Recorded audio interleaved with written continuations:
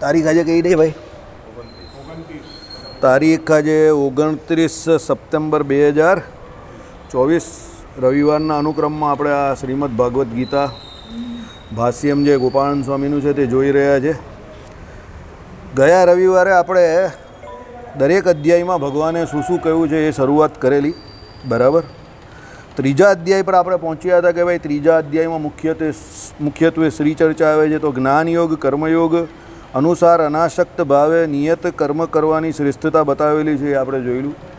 યજ્ઞાદિ કર્મો કરવાની આવશ્યકતા રહેલ છે. લોક સંગ્રહ અર્થે કર્મો કરવાના છે. કર્મ કરવામાં કર્તાપણાનો ત્યાગ કરવાની આવશ્યકતા છે, બરાબર. જગત નિયંતા પરમાત્મામાં મન રાખીને કર્મ કરવાનું છે. પરમાત્માને કર્મ અર્પણ કરવાનું છે. કર્મયોગ દ્વારા કામનાનો નાશ સૂક્ષ્મતાથી થઈ જાય છે. પ્રત્યેક ક્રિયા પરમાત્મા પ્રાપ્તિ માટે છે. પ્રત્યેક ક્રિયા નિષ્કામ ભાવે બીજાના હિત માટે સુખ કરવાની છે. પ્રત્યેક વસ્તુ સંસારની સેવામાં કામે લગાડવાની છે. કર્મયોગી પોતા માટે કશું કરતો નથી કે કંઈ ઈચ્છતો નથી. પોતાને કંઈ જાણવાનું મેળવવાનું કંઈ રહેતું નથી. પોતે આત્મ સ્વરૂપ બનીને કૃતકૃત્ય બને છે. એટલે આમાં કર્મ કરવાની વાત કરેલી છે. જ્ઞાનયોગ અને કર્મયોગની વાત છે. જ્ઞાનયોગ એટલે શું છે? પહેલાં તો જાણવું. જ્ઞાનયોગનો અર્થ શું થાય? તો જાણવું. શું જાણવું? તો આત્મા અને પરમાત્મા સંબંધી જે કોઈ જાણકારી મેળવવી એને જ્ઞાનયોગ કહ્યો. હવે જ્ઞાનયોગ કરીને પછી શું કરવાનું છે? તો કર્મયોગી બનવાનું છે. કે ભાઈ તમે તમારા જે કોઈ યજ્ઞ યાગાદિક કર્મ છે તે ગ્રહસ્થાશ્રમમાં જો છે તેણે ગ્રહસ્થના જે કોઈ કર્મ વ્યવહારના જે કોઈ કરવાના છે તે અનાસક્ત ભાવે દરેક કર્મ કરવાના છે. અને એ કર્મ જે છે એનું ફળ જે છે એની ઈચ્છા રાખવાની નથી. અને જે કોઈ આ લોક અને પરલોક સંબંધી કર્મ કરે તે બધા ભગવાનને સમર્પિત કરવાના છે. કર્મ કરીને કર્મફળની આશા ભગવાન પાસે ભગવાનને સોંપી દેવાની. આપણે આશા રાખવાની નથી કે મને આ કર્મનું આ પ્રમાણેનું ફળ મળે, કારણ કે કર્મફળ આપણા હાથમાં નથી. એ પ્રમાણે અનાસક્ત ભાવે જે કર્મ કરવું એ બધું ત્રીજા અધ્યાયને વિશે આવે છે, જ્ઞાનયોગ અને કર્મયોગ, બરાબર. જે વિદ્યાર્થીઓ કે જે લોકો મલ્ટીનેશનલમાં કે કોર્પોરેટ વર્લ્ડમાં સર્વિસ કરતા હોય એના માટે આ જ્ઞાનયોગ અને કર્મયોગ બહુ અગત્યનો છે.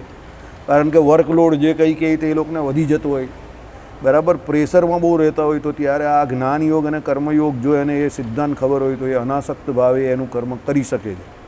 હવે એમાં શું હોય, ઘણી બધી વખતે ઘણા બધા વ્યક્તિઓ કે ઘણા બધા લોકો, ઘણો એક માહોલ તમને હેરાન પરેશાન કરતો હોય, પણ એમાં જો તમને ગીતાજીનું જ્ઞાન હોય તો તમને એ બધું કંઈ એટલું બધું હેરાન નહીં કરે. તમારે એટલે જ વસ્તુ સમજવાની કે મારા પેટ ભરવાનો એટલે શરીર ચલાવવાનો આ એક ફક્ત ને ફક્ત માર્ગ છે. જરિયો કહીએ ને આપણે હિન્દીમાં, એ પેટ ભરને કા સિર્ફ માધ્યમ હે. એટલે શરીર ચલાવવાનું એક માધ્યમ છે, સમજો. તમે જે કંઈ પ્રવૃત્તિ કરો છો તે, હવે એ માધ્યમ બધાના સરખા નથી હોતા. એમાં શું છે, તમારા પૂર્વના કર્મ, તમારું પ્રારબ્ધ જે છે એનું બહુ મોટું યોગદાન હોય છે. એટલે પૂર્વ તમારા કંઈક એવા સખત કર્મ હોય તો તમને અત્યારે એ જે તમારો માહોલ કેવું કે રૂપિયા પૈસા જે મળતા હોય એટલી સરળતાથી ન મળે. જે પૂર્વનો કર્મિસ્થ જીવ છે એને એ બધા કામો સરળતાથી થતા હોય છે અને થાય જ છે. આપણે એ જીવનમાં જોઈએ છે કે ઘણા લોકોને એવું કંઈ હોતું નથી, શાંતિથી બેઠા બેઠા કમાતા હોય છે શાંતિથી.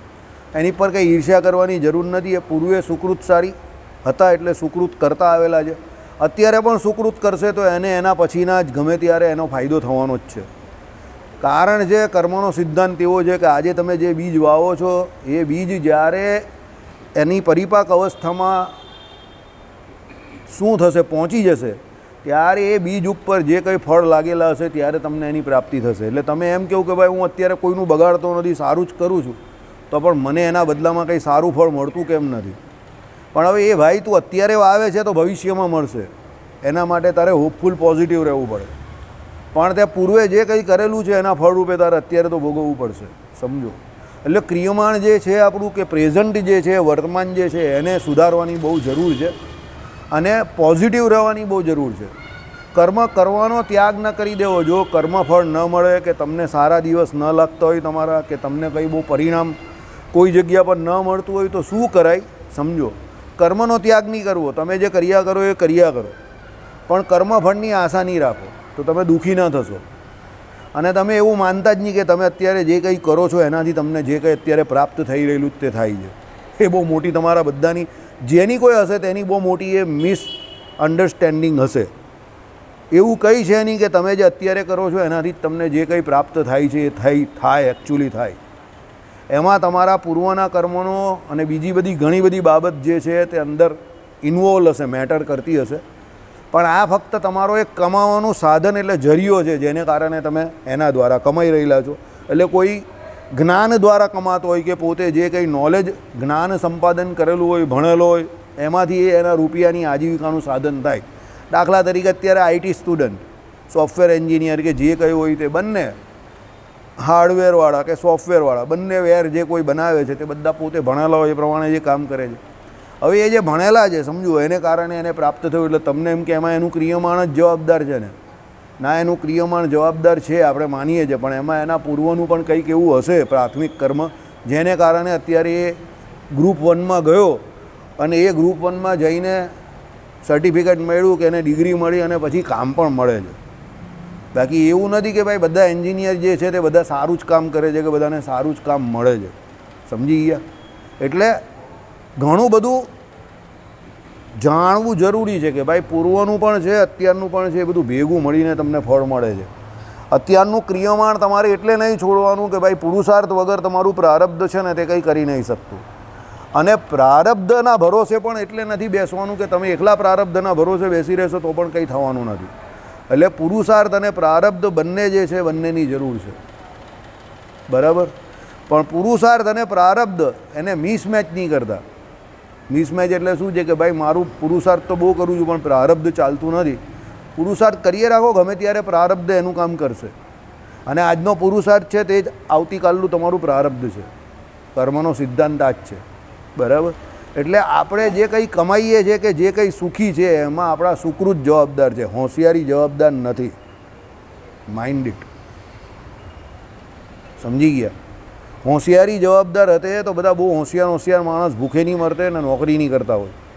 સામાન્ય રીતે તમે જોજો હોશિયાર માણસ નોકરી કરતા હોય અને એના શેઠ હોય એને કંઈ ખબર નહીં હોય તો એને પગાર આપતો હોય. એટલે એ જે જગ્યા પર બેઠેલા છે તે એના સુકૃતને કારણે બેઠેલા છે, હોશિયારીને કારણે નથી બેઠા. સમજજો. એટલે તમને જ્યારે એવું લાગે કે હું હોશિયાર બહુ છું પણ મને ફળ નહીં આપતા ભગવાન, તો ત્યારે એમ સમજવું સુકૃત ઓછું છે. એટલે મહેનત સુકૃત પાછળ કરો જો સુખી થવું હોય તો.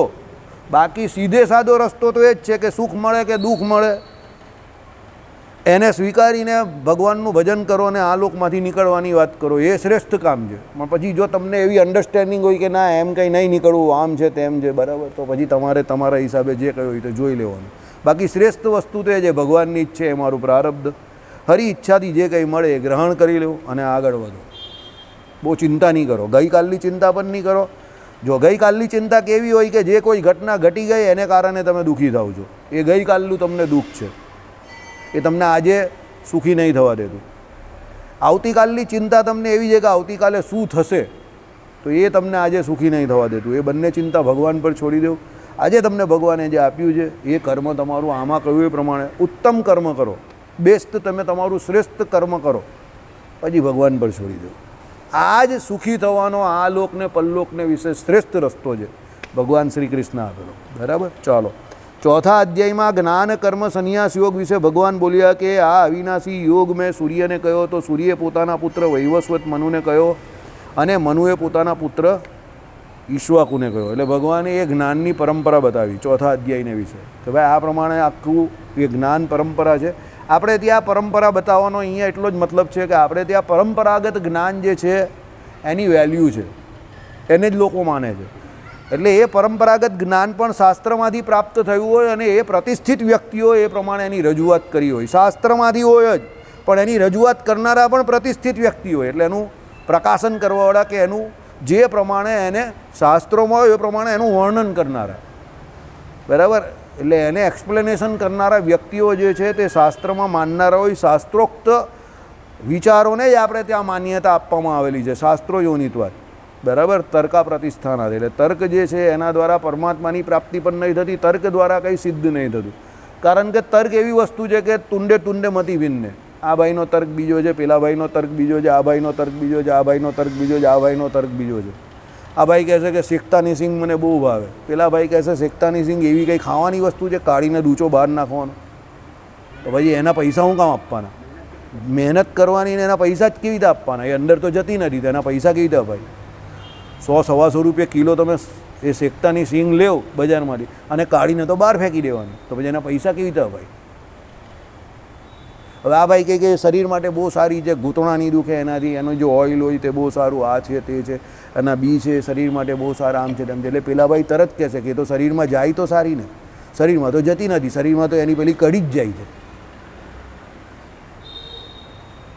સમજો બરાબર? એટલે આ ભાઈ કોઈ પણ દલીલ કરે પેલા ભાઈ ખોટી કરી નાખશે, કારણ કે એ ભાઈનો તર્ક આ ભાઈ કરતાં ખતરનાક છે. અને અત્યારની દુનિયામાં પૈસાનો તર્ક સૌથી મોટો તર્ક છે. એટલે એ ભાઈ જે એમ કહેશે કે 125 રૂપિયા કિલોની સિંગ લેવાય જ નહીં, કારણ કે એ તો પેટમાં જ નહીં જતી, એટલે તમે વાત પૂરી થઈ ગઈ. તમે છેલ્લે કહો કે ના ભાઈ એના કરતાં કંઈ 20 રૂપિયા 30 રૂપિયા કિલોના બટાકા સારા, કે પેટમાં તો જાય અને ગેસ તો મફતમાં મળે. ગેસ તો એ ફ્રી ઓફ ચાર્જ એફઓસીમાં જ આપે છે બટાકા. સમજો બરાબર? શેકતાની સિંગ ગેસ દૂર કરે અને બટાકા ગેસ આપે, તો ગેસ તો તમને મફતમાં મળ્યો ને 30 રૂપિયા કિલોમાં મળ્યો, તો પેલો તો 120 રૂપિયા કિલોમાં પણ નહીં મળતો. આઈડિયા આવી ગયો તમને? એટલે તર્કથી કંઈ સિદ્ધ નહીં થતું. બરાબર? ચાલો હવે એમાં શું આવે છે ચોથા અધ્યાયમાં સાંભળો. સર્વશક્તિમાન સચ્ચિદાનંદ ઘન પરમાત્મા એ જ અવિનાશી અને સર્વજીવોની પરમ ગતિ અને પરમ આશ્રય છે. ભગવાન કેવા છે? સર્વશક્તિમાન છે. ભગવાન જ સર્વશક્તિમાન છે. જે કંઈ દુનિયામાં થાય છે તે ભગવદ ઈચ્છાથી થાય છે એમ માનીને ચાલુ. સંપ્રદાયમાં પણ જે કંઈ થાય છે ભગવદ ઈચ્છાથી થાય છે એમ માનીને ચાલુ. બરાબર? એવું ન માનવું કે આમાં ભગવદ ઈચ્છા નથી, કે ભગવાન અંદર, ભગવાન બધું જોઈ રહેલા છે. પછી તમે કહો તો ભગવાન કેમ કંઈ કરતા નથી? ભગવાને જ્યારે જે કરવાનું હશે તે કરશે જ, કારણ કે કરતું અકર્તું અન્યથા કરતું ત્રણે ત્રણ ભગવાન છે. એટલે જો કંઈ નહીં થઈ રહ્યું તેમાં પણ પરમાત્માની ઈચ્છા નથી એમ સમજીને ચાલજો. તમારી ઈચ્છા ગમે એટલી બળવાન હશે કંઈ નહીં કરી શકે, પણ ભગવાનની ઈચ્છા હશે સંકલ્પ માત્રથી અનંતકોટી બ્રહ્માંડ જે છે તેની પ્રકૃતિને વિશે નિવાસ કરે છે. સમજો? પણ એમની ઈચ્છા હશે તો ધડામ દઈને કામ થઈ જશે. સમજી ગયા? બરાબર? એટલે ભગવાન સર્વશક્તિમાન છે. એ ભગવાન કેવા છે? સચ્ચિદાનંદ ઘન છે. સત વત્તા ચિત વત્તા આનંદ, ત્રણે ત્રણ જે વિશેષણ લાગેલા છે તે પરમાત્માને લાગે છે. કેમ લાગેલા છે તે સમજવા જેવું છે. સત પણ એ છે ભાઈ, એ પરમ સત્ય છે. ભગવાન પોતે પરમ સત્ય છે. પરમાત્માના અસ્તિત્વને તમે કોઈ દિવસ નકારી ન શકો. અને પરમાત્માનું અસ્તિત્વ છે એનો સૌથી મોટો પુરાવો કોણ? આપણે પોતે. કારણ કે જીવનું અસ્તિત્વ છે એ જ સાબિત કરે છે કે પરમાત્માનું અસ્તિત્વ છે. સમજો? આપણે જે આ દુનિયા પર જીવી રહેલા છે, આ દુનિયામાં, એ સૌથી મોટું પરમાત્માનું અસ્તિત્વ છે. એનું સૌથી મોટું લોજિક કારણ છે. કેમ? માતાના ગર્ભમાં આવ્યા પછી અહીંયા સુધી આપણે જે પહોંચ્યા અને અત્યારે પણ આપણે જે કંઈ આપણું કામ કરવા માટે સમર્થ છે, એમાં ભગવાન પોતે પોતાની ઈચ્છાશક્તિ, ક્રિયાશક્તિ અને જ્ઞાન શક્તિ એના દ્વારા તમારા કર્મને અનુસારે ભગવાન જ તમને કર્મફળ પ્રદાતા ઈશ્વરે એ બધું સામર્થ્ય આપ્યું. એટલે તમે અહીંયા સુધી અત્યારે પહોંચેલા છો, બેઠેલા છો, તમે સાંભળો છો. તમારામાં જે સાંભળવાની શક્તિ છે એ પણ ભગવાનની છે, અને મારામાં જે બોલવાની શક્તિ છે એ પણ ભગવાનની જ છે. કેમ? પરમ સત્ય એ છે. સમજો? એકમેવ અદ્વિતીયમ બ્રહ્મ, એ ભગવાન જેવા તો એક ભગવાન જ છે. બરાબર? એકો નારાયણ બ્રહ્મ દ્વિજો નાસ્તિ, એ નારાયણ જેવા તો એક નારાયણ જ છે, બીજું કોઈ નથી. બરાબર? સ કાલ કાલ, બરાબર? એટલે સહ કાલ કાલ એટલે કાળના પણ એ કાળ છે. યહ સર્વવિત સર્વજ્ઞ સર્વવિત. બરાબર? એટલે એ ભગવાન દરેક જગ્યા પર રહ્યા છે, સર્વજ્ઞ છે અને સર્વવિત છે. દરેક જગ્યા પર એક સરખા રહેલા છે. એટલે સત છે. સત એટલે પરમ સત કયા એમને. કેમ? હતા, છે અને રહેશે. ભૂત, ભવિષ્ય અને વર્તમાન ત્રણેય કાળનું જો કોઈ પરમ સત્ય હોય તો એ પરમાત્મા છે. ભગવાન સિવાય બીજા કોઈ પણ વ્યક્તિ ઉપર તમે ક્વેશ્ચન મૂકી શકો, પણ ભગવાન પર ન મૂકી શકો. એમ તો જીવ પર પણ ન મૂકી શકો ને માયા પર પણ ન મૂકી શકો. ભગવાને અન્યાય નહીં કર્યો. ભગવાન કહે તમે મારી ઉપર ક્વેશ્ચન મૂકશો તો તમારો સૌથી મોટો ક્વેશ્ચન તમારી ઉપર થઈ જશે. તમે એમ કહેશો કે કોઈ કાળમાં ભગવાન ન હતા, તો એ સાબિત કરવું અઘરું પડી જશે કે તમે કોઈ કાળમાં હતા કે ન હતા. પણ ભગવાને એટલી ચોખ્ખું, જો જીવ ભગવાન પર ડાઉટ કરે છે કે હતા કે ન હતા, પણ ભગવાન જીવ પર કોઈ દિવસ ડાઉટ નહીં કરતા કે તું હતો કે ન હતો. ભગવાન કાયમ જ કહે છે કે જીવ અનાદિ છે. કોઈ શાસ્ત્રમાં ભગવાને એવું કહ્યું જ નથી કે જીવ ન હતા કોઈ કાળમાં. માયાના ગર્ભમાં પણ જીવ હતા જ પ્રલયકાળને વિશે, અને સૃષ્ટિકારે પણ જીવ હોય જ છે. એટલે ઉત્પત્તિ, સ્થિતિ અને પ્રલય એ ત્રણે ત્રણ કાળમાં જીવ હોય છે. એ જીવ જે છે એની સન્નિધિને ભગવાન એટલે એની સાથે રહેલા જ છે, અને એનો જે એક્ઝિસ્ટન્સ છે, એની જે હયાતી છે એને ભગવાન માને છે, ભગવાન એને સ્વીકારે છે. સમજો બરાબર? એટલે શું કહ્યું અહીંયા? સચ્ચિદાનંદ. ચિત્ત, બીજો શબ્દ આવ્યો ચિત્ત. તો ભગવાનનું ચિત્ત એટલે જ્ઞાન. તો એ ભગવાન જ્ઞાન સ્વરૂપ છે. તો જ્ઞાન સ્વરૂપ એટલે કેવા જ્ઞાન સ્વરૂપ? સર્વજ્ઞ. જ્ઞાન સ્વરૂપ તો જીવ પણ છે, અને સત તો જીવ પણ છે, પણ જીવ સર્વજ્ઞ નથી. સમજો બરાબર? પરમ દિવસે રાત્રે તે શું ખાધેલું તને અત્યારે યાદ છે? ભગવાનને કયા કલ્પમાં કઈ લીલા કરેલી એ પણ યાદ છે, અને કયા કલ્પમાં તું કાં હતો એ પણ યાદ છે, અને આજથી 50 જન્મ પહેલાં તું કઈ યોનિમાં હતો એ બધું ભગવાનને યાદ છે. અને એવા બધા જીવ જગતના છે, બધાનું એક સાથે એને યાદ છે. એક કાળા વિચિન્ન દરેક જીવનું જ્ઞાન ભગવાનને વિશે છે. એટલે કોઈ દિવસ ભગવાન કોઈ દિવસ અન્યાય નહીં કરતા. સમજો કે અશોકભાઈ જેવાના ઘરે પણ એના બાપાના રૂપે ભગવાન આવે છે, અને 80 વર્ષે એને દાળ ભાત શાક રોટલી ખવડાવે છે. એ ભગવાનની કૃપા છે. અને મારા જેવાને ત્યાં ભગવાન એવા બાપને નથી મોકલતા કે જે 14 વર્ષની ઉંમરથી કે ના આમાં બાપની જરૂર નથી, આને છોકરાની જરૂર છે, એટલે એ એના ત્યાં મારા જેવાને મોકલી આપે કે આ 14 વર્ષથી કરે એવો છે, આને ત્યાં મૂકો. સમજો?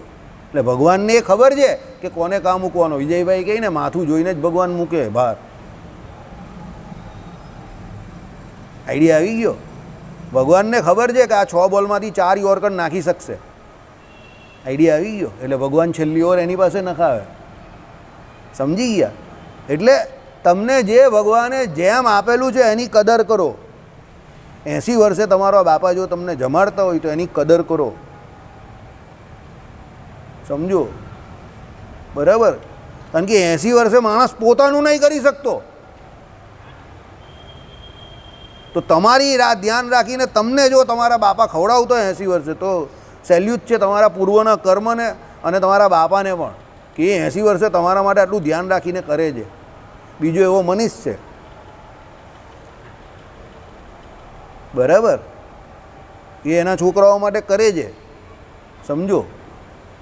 એને ફ્લેટ લીધો, કેટલી મહેનત કરે છે બિચારો સવારથી સાંજ સુધી.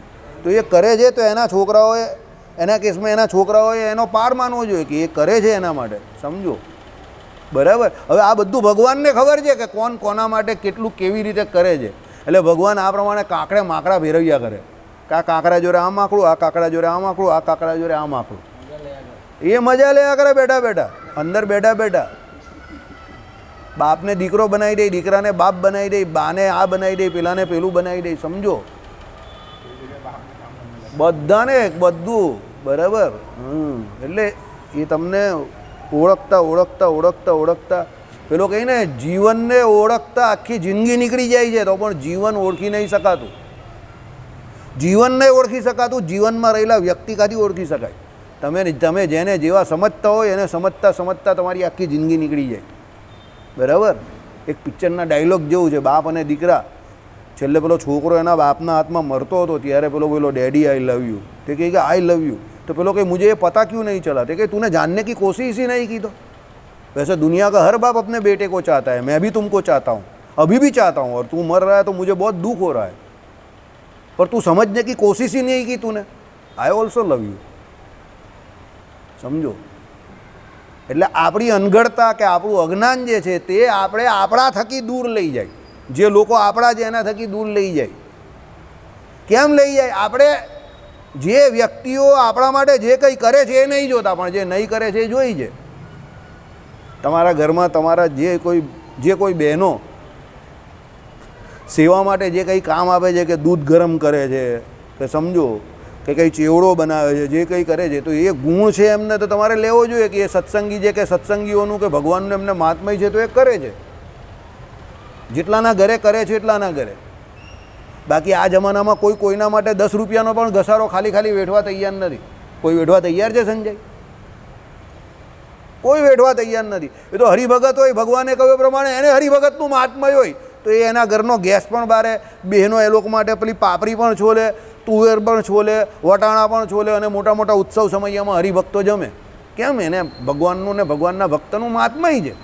સમજો તો ભગવાન આ બધું જાણે છે કે ભાઈ આ ભક્તો જે છે એની અંદર પણ ભગવાન અંતર્યામી પણ રહેલા છે. તો ભગવાન એ જાણે છે કે ભાઈ આ લોકોની અંદર પણ હું છું અને આ જે વિમુખ છે એની અંદર પણ હું છું અને આટલા જન્મ પહેલાં કોણ હતું એ પણ ભગવાન જાણે છે. તો ય સર્વજ્ઞ સર્વવિત, દરેક જગ્યા પર રહીને એ પરમાત્માનું સર્વવ્યાપકપણું છે. એવું નથી કે એક જગ્યા પર બેઠા બેઠા અક્ષરધામમાં બેઠા બેઠા ભગવાન બધું જોઈ રહેલા છે આમ આમ કરીને, મોદી સાહેબ દિલ્હીમાં બેઠેલા છે એ પ્રમાણે. એવું નહીં. ભગવાન તો દરેક જગ્યા પર કણ કણમાં રહેલા છે, આપણા જીવને વિશે પણ રહેલા છે અને આપણે જે કંઈ કરીએ તે બધું જાણે છે અને આપણે કયા કર્મનું ક્યારે ફળ આપવાનું એ પણ એ જાણે છે. એટલે એ ભગવાનને સર્વજ્ઞ કયા. એટલે શું કહ્યું? ચિત્ત. ચિત્ત નામનો ગુણ ભગવાનનો બહુ કામનો છે આપણે, કારણ કે એ બધું જાણે છે. એ તમે જાણશો તો તમને તમારા કર્મને વિશે આસ્થા થશે, શ્રદ્ધા થશે કે તમે જે કંઈ કરો છો એ ફેલ નહીં જવાનું. તમને ભલે એક ને એક કામ કરતાં રોજ પછી અમુક વખતે થાય આલું કંઈ થતું નથી, આટલા વર્ષોથી ભજન કરું છું, માળા કરું છું, સત્સંગ કરું છું, બરાબર, 2-4 સવાલ હું લોકોને આડા તેરા પૂછું છું, બધા અટવાઈ જાય છે. સમજો એ અટવાઈ કેમ જાય છે? કે એ લોકોને એટલી ડેપ્થ નથી, એટલી મજબૂતી નથી, એટલે અટવાઈ જાય છે. અશોકભાઈને 2-4 સવાલ કર્યા, અટવાઈ ગયા. નાગજી જાડાને 2-4 સવાલ કર્યા, અટવાઈ ગયા. કેમ અટવાઈ જાય? કે એ લોકોને એટલી ડેપ્થ નથી. સમજો ભગવાનમાં એવું નથી. ભગવાનનું જ્ઞાન જે છે એ પાછું સંશયાત્મક પણ નથી. જેવું છે તેવું ને તેવું છે. જે 4 પ્રકારના અજ્ઞાન કયા ને, વિપરીત જ્ઞાન, અન્યથા જ્ઞાન, સંશયાત્મક જ્ઞાન અને ચોથું અજ્ઞાન પોતે, આ 4 અજ્ઞાન જીવ માટે છે, ભગવાન માટે નથી. સમજો, આ બધું સમજવાનું છે. હવે એ 4 અજ્ઞાન જીવ માટે કેવી રીતે હોઈ શકે? જીવ પણ સચ્ચિદાનંદ છે. તો એવો પ્રશ્ન થયો તમને? તો જીવ સચ્ચિદાનંદ હોય તો એ 4 પ્રકારના અજ્ઞાન જે કયા તે જીવને વિશે કેવી રીતે આવે? માયાના સંગે કરીને આવે.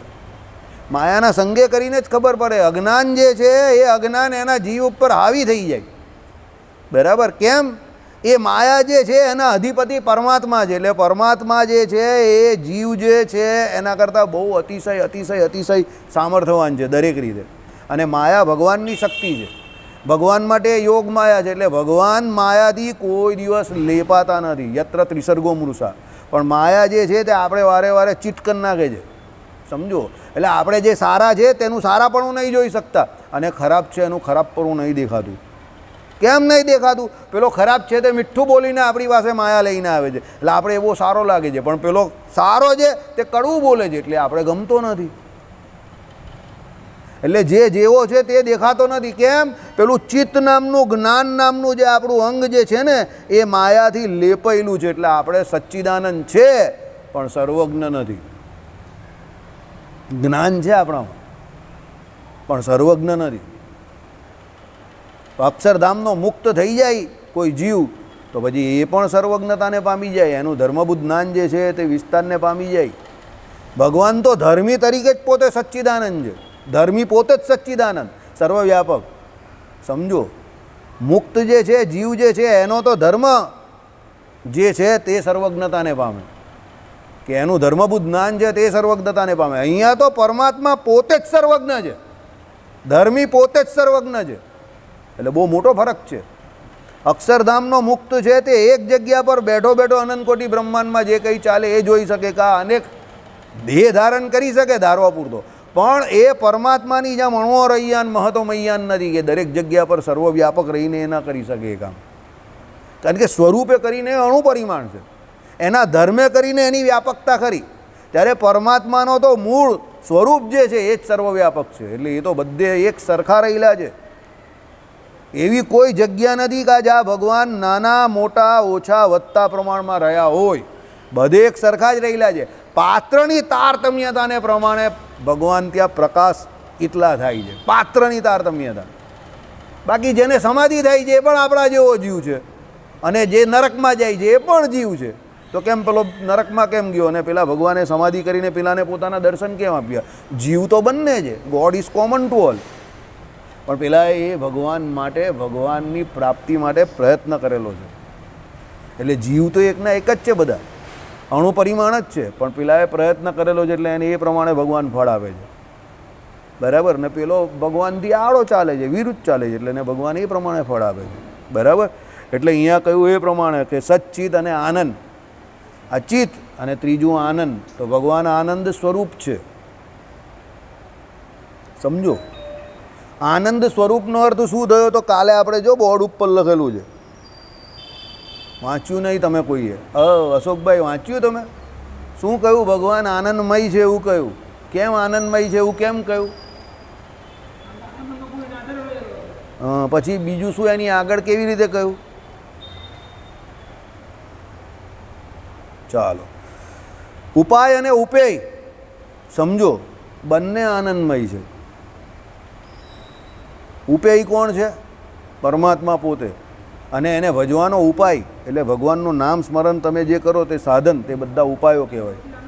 કે તમે જે સાધન કરો એ પણ આનંદમય છે, એમાં પણ આનંદ રહ્યો છે. તમે ભગવાનનું ભજન કરો તો એમાં પણ આનંદ રહ્યો જ છે. અને એ ભગવાનનું ભજન કરવાથી તમને જે ભગવત પ્રાપ્તિ થશે તો એ પણ આનંદમય જ છે.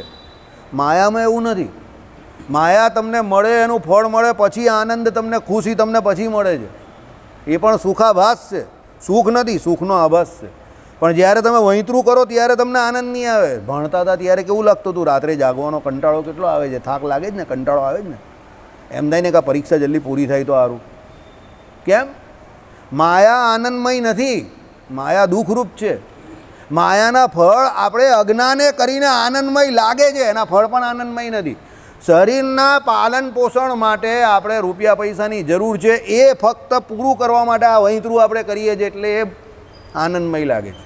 બાકી જે શરીરથી પર થઈ ગયો, હવા ખાઈને જીવે છે, પાણી એને પ્રકૃતિ આપે છે, ખોરાક ભગવાને જે શાસ્ત્રોમાં કહ્યું એ પ્રમાણે વનમાંથી જે કંઈ ફળ ફૂલ મળ્યા એના ઉપર જીવન ગુજારે છે, તો એને કંઈ કામ કરવાની જરૂર જ નથી. ભગવાનનું ભજન કર્યા કરશે બેઠો બેઠો.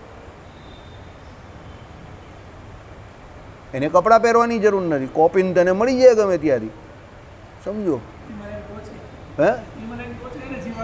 એને શાંતિથી જીવશે, તમારા કરતાં સુખી છે, શાંતિથી જીવશે. એને ગામે ગામ દોડવાની જરૂર જ નથી. અશોકભાઈની જેમ મારો આ બહુ મસ્ત છે મુખવાસ, તમારા વ્યસન છોડાવી દેશે, એમાં આ જડીબુટ્ટી નાખેલી છે, એમાં આ કોન્સ્ટિટ્યુઅન્સ છે, મારા ફલાણું ઢીમકું, આ અસર, કંઈ એને સમજાવવાની જરૂર જ નથી. એ તો બધી જડીબુટ્ટીઓ જંગલમાં લઈને એને કંઈ થશે એટલે જડીબુટ્ટી સીધી મોડામાં પોતે જ મૂકી દેશે ને એ સારો થઈ જશે. કૌપિન માત્ર ધારીને એ વિચર્યા કરશે અને એ તમારા કરતાં વધારે ખુશ છે, વધારે રાજી છે, સમજો. કેમ? એ પોતે પોતાની જાતને દેહરૂપ નહીં માનતો, એ દેહની શુશ્રૂષા માટે કર્મ નહીં કરતો, એટલે સુખી છે. આપણે બધા દેહની શુશ્રૂષાની પાછળ પડેલા છે એટલે દુઃખી છે. 10-10 કલાક, 8-8 કલાક, 12-12 કલાક આપણે કામ કરવું પડે છે. આત્મા માટે થોડું કામ કરીએ છીએ આપણે, શરીર માટે કામ કરીએ છીએ. બાકી શરીર માટે, આત્મા માટે કરતા હોય તો પેલો બ્રહ્મ મુહૂર્તમાં ઉઠીને ભગવાનનું ભજન કરે, ત્રિકાળ સંધ્યા કરે, પૂજા કરે 1.5-2 કલાક, મંદિરે આવી જાય, સેવા પૂજા કરીને ભગવાનની અહીંયા સેવા કરે, પ્રદક્ષિણા કરે, દંડવત કરે. 10 તો સહેજે અહીંયા જ વાગી જાય એને. તો એ આત્મા માટે પ્રયત્ન કરે છે, પેલો માયા માટે પ્રયત્ન કરે છે. એ ઉઠે તો એટલા વાગે ઘણા લોકો, બરાબર, મારવાડી ઉઠી જ જાય 6 વાગે 5 વાગે, પછી જોગિંગ કરવા જાય. આમ કરતો શરીરને સાચવવા માટે જોગિંગ કરે, બરાબર, દોડ્યા જ કરે, સમજો. બહુ જોગિંગ. મારી સામેવાળા એક ભાઈ મને કાયમ કહે, તમે સવારે જોગિંગ કરવા આવતો હોય તો ઉઠી તો જાઓ છો, આમ છે તેમ છે. મેં કહું ના, મહેનત ખોટી નહીં કરવાની. બહુ થાય મન તો ઘરે ચાલી લેવો ને, મંદિરમાં રાત્રે પ્રદક્ષિણા ફરી લઈએ. મેં હું ગિરીશભાઈ ને વિજયભાઈ 3 દિવસ 15 મિનિટ 10 મિનિટ જે ફરાઈ દે, બસ બહુ થઈ ગઈ ને. આ થાય તો કોઈ દિવસ હમણાં ફરી લઈએ. જરૂરી છે શરીર પર. હવે શરીરમાં એટલી આસક્તિ નહીં રાખવાની કે 100 વર્ષ 200 વર્ષ જીવવું છે. એ તો એનો ધર્મ છે, એ પડવાનું જ છે ગમે ત્યારે. કર્મ પ્રમાણે એ પડશે જ. હું એને ગમે એટલું સાચું, એ કંઈ અમર પદો લખાઈને થોડું શરીર આવેલું છે. તો શરીરની વ્યાખ્યા ખોટી થઈ જાય. સીરીયતે તત્ શરીરમ, જેનો નાશ થાય એ જ શરીર છે, તો એની વ્યાખ્યા જ ખોટી થઈ જાય. મરવાનું તો છે જ, નક્કી છે. શરીરે તો મરવાનું જ છે. તો પછી એ અજ્ઞાન પાછળ મહેનત કરીને શું ફાયદો? જે પરવાનું જ છે એને પ્રયત્નથી તમે ટકાવો, એનાથી શું ફાયદો? એમ નહીં કહેતા આપણે કે એને વેસ્ટ કરી નાખવાનું છે, પણ એને ભગવાન પાછળ ખર્ચવાનું છે ને, ઇન્દ્રિયો અંતઃકરણને. નિયમમાં રહેવાનું છે કે 2 ટાઈમ દાળ ભાત શાક રોટલી તમને જો જમો, જે કંઈ છે તે થોડી ઘણી હલકી ફૂલકી આ પ્રદક્ષિણા કરો, દંડવત કરો, કસરત થઈ ગઈ તમારી, સમજો એ બરાબર છે. પણ પછી તમે શરીર પાછળ જ આખો દિવસ કાઢી નાખો, 2 કલાક જિમમાં જાઓ, 2 કલાક સલૂનમાં જાઓ, 2 કલાક પેલા બ્યુટિશિયન પાસે જાઓ, પછી દર મહિને એકવાર ડાયટિશિયન પાસે જાઓ, તો પછી તમે શરીરવાદી છો, આત્મવાદી છો જ નહીં. આધ્યાત્મ જગતમાં તમારું કંઈ કામ નથી. આધ્યાત્મ જગતમાં શરીરને નિયંત્રણમાં એટલા માટે રાખવાનું છે કે ભગવત ભજન થાય. શરીરને નિયંત્રણમાં રાખવાનું છે, શરીરને સારું રાખવાનું નથી, સમજો. ફરક બહુ મોટો છે. આ બધા શરીરવાદીઓ, દેહવાદીઓ છે તે શરીરને ટીપટોપ સારો દેખાવ, લાંબુ જીવવું, સારું જીવવું એના માટે પ્રયત્ન કરે છે. ત્યારે આધ્યાત્મવાદી તો કોપીન પહેરીને સિંધ મસ્તીથી ચાલ્યો જાય છે. એટલે એ શરીરને એટલે ટકાવે છે કે એના દ્વારા ભજન થાય છે. એટલે માયામાં સુખ નથી, પણ માયાના 24 તત્વનું શરીર છે. કાલે આપણે સાંખ્ય શાસ્ત્રમાં જોયું એ પ્રમાણે આસક્તિ રાખ્યા વગર એને કરીને કર્મ કરવાના જ ને બધા. એટલે એ શરીર જેવું છે તેવું ટકાઈ રાખે છે. ભગવાને પોતે શું કહ્યું સાંભળો, અમને તો શરીર ધારવાનું નહીં ગમતું, પણ શરીર ધારશું તો પણ કેમ? તો આ ભગવત ભક્ત આ સત્સંગના ભેડામાં રહેવાનું મળે તમારી જોડે, એટલે ભગવાનના ભક્તોનો સંગ મળે, એટલે ભગવાન શરીર ધારવાનું કહે છે. એમ કરવા માટે શરીર ધારવાનું નહીં કહેતા. બડે કામ કા બંદર, બરાબર? એ બધું મહેનત તો આંધળાઓ કરે. આ થાંભલાથી પેલા થાંભલા કૂદે, પેલાથી આ, એ બધું મહેનત થોડી કરવાની હોય. કંઈ વજનિયા ઉચકવાના, બરાબર? એ કન્સેપ્ટ તો ખોટો જ છે, હાવ ખોટો છે. પેલો બહુ કસરત કરે, બધાને અંદર જ એટેક આવી જાય ને મરી જાય છે. કેટલા બધા લોકો મરી ગયા, બધી સેલિબ્રિટી પણ કેટલા મરી ગયા.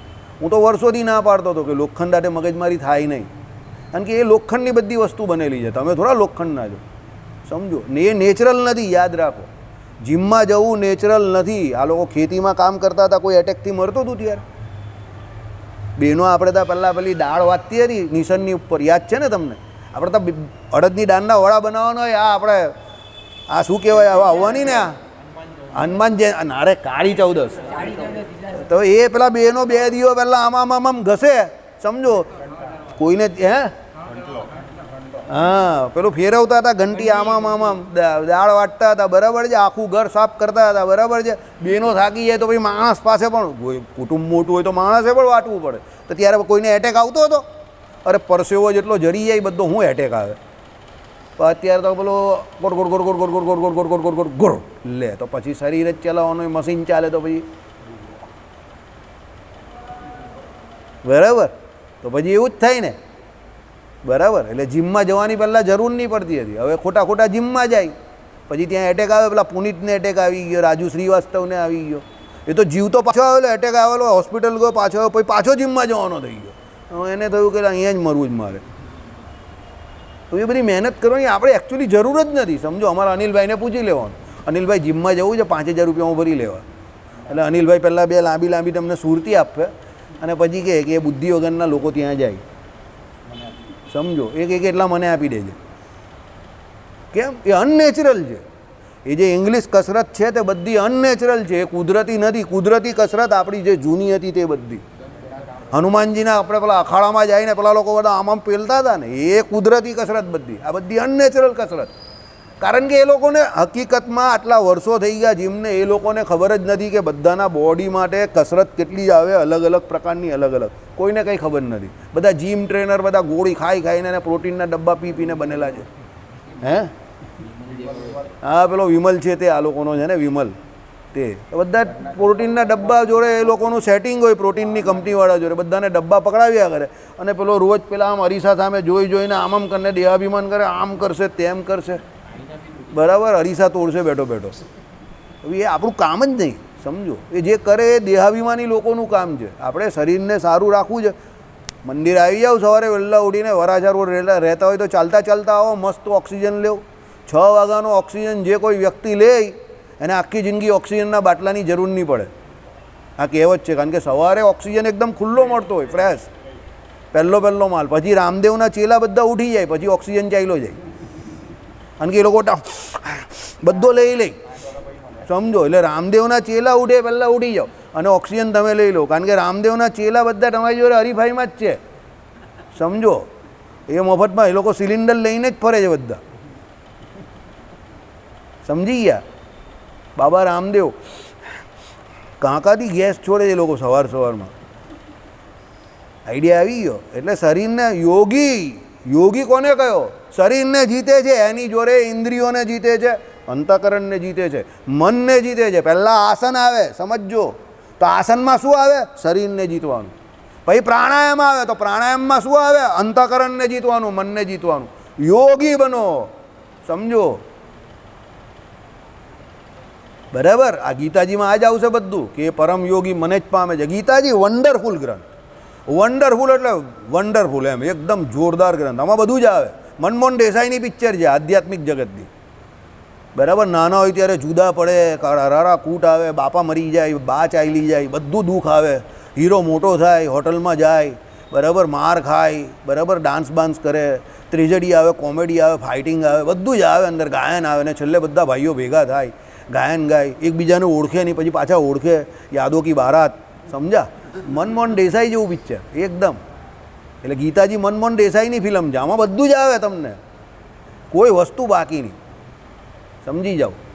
ટ્રેજડી, કોમેડી, કામ શું કરવું, શું ન કરવું, યોગ કેવી રીતે સિદ્ધ કરવો, કર્મ કયું કરવું, કર્મનું ફળ કેવી રીતે મળે, કર્મના ફળની આસક્તિનો ત્યાગ કેવી રીતે કરવો, પલાયનવાદનો ત્યાગ કરવો, તમારું બેસ્ટ તમે કેવી રીતે આપી શકો, કોનો સંગ કરવો, કોનો સંગ ન કરવો, કયો ગુણ છે, એનું કયું કાર્ય છે, બધું આમાં આવશે. એકે એક વસ્તુ આવે. એટલે ગીતાજી બેસ્ટેસ્ટ ગ્રંથ. એવો કોઈ શબ્દ નથી આવતો અંગ્રેજીમાં, પણ આ મારો પોતાનો શબ્દ છે. Good, better and best. પણ બેસ્ટેસ્ટ તો કંઈ આવે નહીં ને. પણ આપણે કાંઈ એમ કહીએ કે ગીતાજી બેસ્ટેસ્ટ ગ્રંથ. બરાબર. બેસ્ટનો પણ બેસ્ટેસ્ટ. ચાલો. એટલે શું કહ્યું? સતચિત અને આનંદ. આ પ્રમાણે એ સમજવા જેવું છે. શું કે સર્વશક્તિમાન સચ્ચિદાનંદ ઘન પરમાત્મા. સચ્ચિદાનંદ ઘન પરમાત્મા એટલે આનંદનો સમુદ્ર છે, આનંદનો સાગર. એટલે એમની પાસેથી જેટલા લોકો જેટલો પણ આનંદ લઈ જાય પણ એ ખૂટવાનો નથી. સમુદ્ર જેવું છે. એમાં મહારાજે કહ્યું એ પ્રમાણે નાના નાના એમ કે જીવ જંતુઓથી માંડીને મોટા મોટા એમ કે માછલાઓ, મગરો, મોટા મોટા એમ કે શું કહેવાય પ્રાણીઓ, જે કોઈ વિશાળકાય પ્રાણીઓ ગમે એટલું પાણી પીવે પણ સમુદ્રમાંથી કોઈ દિવસ ઓછું થતું નથી. એમ ભગવાન પણ આનંદમય છે. અનંત કોટી મુક્તોએ ભગવાનનો રસ લઈ રહ્યા છે. સર્વરસ સર્વગંધ છે. જેટલા અહીંયા છે એ પણ અહીંયા સુખ ભોગવે છે, ત્યાં જઈને પણ સુખ ભોગવશે. બીજા મુક્તો વધશે. જો મુક્તો ઘટવાના નથી, વધવાના જ છે. કારણ કે જે મુક્ત થઈ ગયા તો અપુનરાવર્તી છે. અહીંયા તો આવવાના નથી માયામાં. આવે તો ભગવાનના સંકલ્પથી કાં પોતાના સંકલ્પથી આવે, પણ એ કહેવાનો તો મુક્ત જ છે ને. આપણા જેવા બધા તો હોવાના નથી. સમજો. એટલે મુક્તની સંખ્યા વધવાની છે, ઘટવાની નથી. તો પણ પરમાત્મામાં રહેલો આનંદ કોઈ કાળે ઓછો વધતો જરા પણ થતો નથી. જેવો છે તેઓને તેવો જ રહેવાનો છે. બરાબર. એટલે સચ્ચિદાનંદ ઘન પરમાત્મા એ જ અવિનાશી છે. અવિનાશી એટલે કેવા? એનો નાશ નહીં થતો. જેવા છે તેવાને તેવા જ છે. અને સર્વ જીવોની પરમ ગતિ અને પરમ આશ્રય છે. જેટલા કોઈ જીવ છે એના માટે પરમ ગતિ કોણ છે? પરમાત્મા છે. ભગવાન પાસે જવાથી જ તમને તમારી પરમ ગતિ પ્રાપ્ત થશે. આપણે દુનિયામાં ગમે એટલું રખડીએ, આપણી ગતિ સુધારવાની નથી. અને એ ગતિ સુધારવા માટે પરમ આશ્રય કોણ છે? તો એ ભગવાન જ છે. બરાબર. ભગવાન કોના જેવા છે? પેલો શાંતિથી આમ બેઠેલો હોય ને પછી કહે ને 24 घंटे देता हूँ तुमको, दुनिया में जिसको मिलना है मिल लो, लेकिन मैं जानता हूँ मेरे सिवा तुम्हारा ये काम कोई नहीं कर सकता. अगर तुम्हें ट्राई मारनी है तो 24 घंटे है तुम्हारे पास, जाओ जितनी कोशिश करनी है कर लो, लेकिन मुझे भरोसा है 24 घंटे के बाद तू यहीं पे आएगा, ये पैर और ये सर.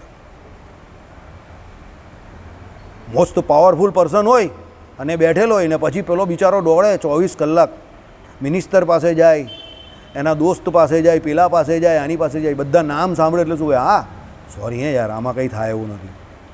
24 કલાક પછી પેલો છેલ્લે એની પાસે જ આવી જાય એટલે પેલો હશે, બોલા થા ને આ ભગવાન એવા છે. તમે ગમે એની પાસે જાઓ, ગમે તે દેવતા પાસે જાઓ, ગમે તે દાનવ પાસે જાઓ, ગમે તે પાસે જાઓ, પણ છેલ્લે કોની પાસે જવું પડે? એના કરતાં સીધે સીધા ચાલ્યા જાઓ નહીં ભાઈ. બધા કોઈ પણ હોય, જયંત હતો એણે સીતાજીનો દ્રોહ કર્યો અને સીતાજી જોડે એણે જે કંઈ કર્યું, ભગવાન રામચંદ્રજીએ ફક્ત સંકલ્પ કર્યો, એને કોણ બચાવી શક્યું? ત્રિલોકીમાં કોઈ ન બચાવી શક્યું. સમજો. છેલ્લે એણે આવું કોની પાસે પડ્યું? રામ પાસે જ. પહેલાં એ રામને વનવાસી સમજતો હતો અને સીતાજીને જોઈને એમ થયું કે આ હું એની રક્ષા કરવાનું. એવું સમજતો હતો. કપડે પે ગયા સાલા, બરાબર. એને ખબર નહીં હતી કે તો તણખલું છોડે ને તો એ પણ બ્રહ્માસ્ત્ર થઈ જાય, બરાબર. આ પેલો રોમહર્ષ હતો, બરાબર, એના બાપ કોણ પેલા સૂતજી, એને ખાલી તણખલાથી મારી નાખેલા. કોણે? બલરામજીએ. ખાલી તણખલું આમ નાખ્યું ને મરી ગયો પેલો. એ ઊભો નહીં થયેલા ભાઈ. હતા તો એ પણ સર્વજ્ઞતાને પામી ગયેલા. એ બલરામજી તત્વને જાણતા હતા, પણ એ કથાકાર હતા એટલે ઊભા નહીં થયા. બલરામજી કહે કે ઊભા નહીં થતા, સૂતપુત્ર થઈને આમ કરીને નાખ્યું. એ હકીકતમાં સૂતપુત્ર નહીં હતા, એ તો અયોની જ હતા, બરાબર. આમ કરીને તણખલું નાખ્યું. જય સ્વામિનારાયણ, કામ તમામ થઈ ગયું. તણખલાથી જ મારી નાખે એવા ખતરનાક માણસો હતા પહેલાં. હવે ભગવાનના માણસ આટલા ખતરનાક હોય છે તો તમે ભગવાનની શું વાત કરો, બરાબર. હવે એ રાવણ પાછો એ સીતાજીને લઈ જાય, એ વાતમાં કંઈ માલ છે? કોઈ માલ નથી, સમજો. પેલા લક્ષ્મણજી એ રામ કરીને બોલે, બધી મેચ ફિક્સિંગ. કાં તો પેલાના ઘરમાં જઈને ભગવાન કહીને મેં દુશ્મન કો ઉસકે ઘર મેં ઘૂસ કે મારતા હું, બરાબર. બધાને જ લઈ આવજો તમે, જેટલા આવે એટલા બધાને લઈને આવજે. રાવણને કહેલું એક એકની સોપારી બધાને પૂરા કરી નાખ્યા. અને બલરામજી કહે કે શ્રી કૃષ્ણ કનૈયા, આ જરાસંઘ તો બધા બોને લઈને આવે છે, તો ભગવાન એના અંગૂઠા પર પગ માર્યો. લાવવા દે નહીં, આપણે બધાને ગોતવાની જવા પડે. આ જેટલી વાર હારશે ને, હારીઓ જુગારીઓ બમણું રમશે, બીજી વખત એનાથી મોટી સેના લઈને આવશે એના જેવાની. આપણે આવે એ બધાને માર્યા જ કરવાના, ચીબડા કાજરની જેમ કાપ્યા જ કરવાના. એમ કરીને 17 વખત લઈને આવ્યા. બધા અસુરોને બંને ભાઈ મારતા જ જાય. જરાસંઘ દ્વારા સોપારી, સમજો.